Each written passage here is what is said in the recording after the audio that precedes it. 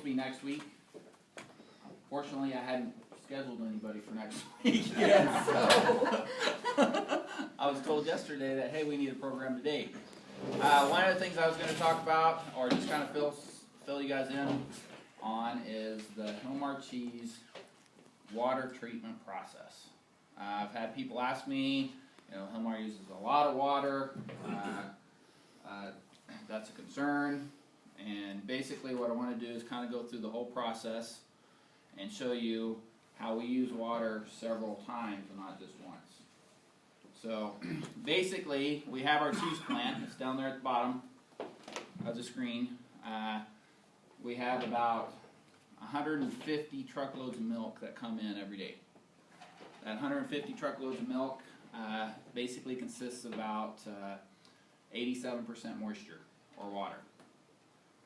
That goes through the cheese process. We produce curds and whey. Curds all go to the cheese plant. The whey all goes to the protein plant. And then through that process, we concentrate it through a series of filters. It's basically reverse osmosis, ultrafiltration. The way I explain it is it's a glorified water treatment plant on the waste side. So we concentrate all that, and then ultimately that goes out in a powder. The liquid that we're left with is pure water. It's cleaner than the groundwater we're pumping out of the ground. So we utilize that water, which came in on milk trucks, to clean the waste side of our facility and clean all our filtration units. We don't make up all of that water or utilize 100% of that water for cleaning. Some of it goes to our boilers for boiler makeup water. Some of it goes to our condensers.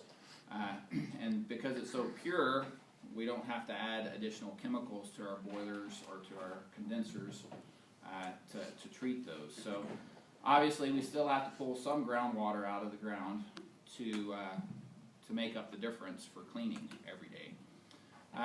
Basically what it equates to, as far as what we pull out of the ground in a year's time, is the equivalent of 4 circles of corn, 420 acre circles of corn. What we take out to our wastewater treatment plant and apply is the equivalent of about 6.5 to 7 circles of corn.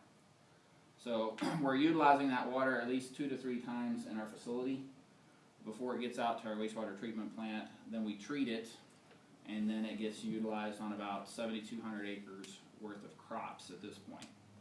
And basically what we're doing is just offsetting some of the water use that the farmers would be utilizing anyway. And we usually put about, on average, around 2 to 3 inches of water down per acre, and then the farmers make up the difference depending on if it's wheat or corn with the rest of that volume. So the way the treatment process works is basically once the water comes out of the plant, it goes to what we call a waste sump or a cheese sump. There it goes into a big equalization tank. So we utilize some chemicals in the plant for sanitation and cleaning. And what that equalization tank does is it equalizes the water, the pH in the water, before it goes out to our water treatment facility. Once it gets out to our water treatment facility, let's see if I can zoom in just a little bit better.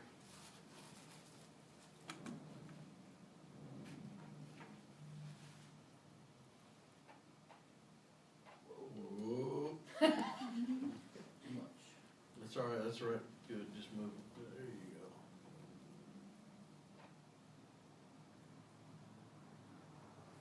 So once it gets out to our water treatment facility, is there a pointer?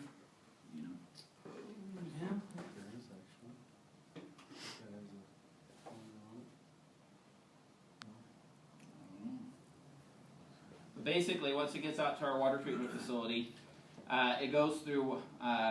It can either go parallel or series through 3 anaerobic digesters, and those white squares at the bottom right hand side of the screen, you can see them. There's 3 of them there. Those are covered anaerobic digesters, and basically the water goes into those, and in that process it's breaking down all the fats and proteins, and it's converting it into methane. We have them covered, so we capture all the methane. The methane's pumped off. We run that through it's a biological scrubber, so it scrubs some of the hydrogen sulfide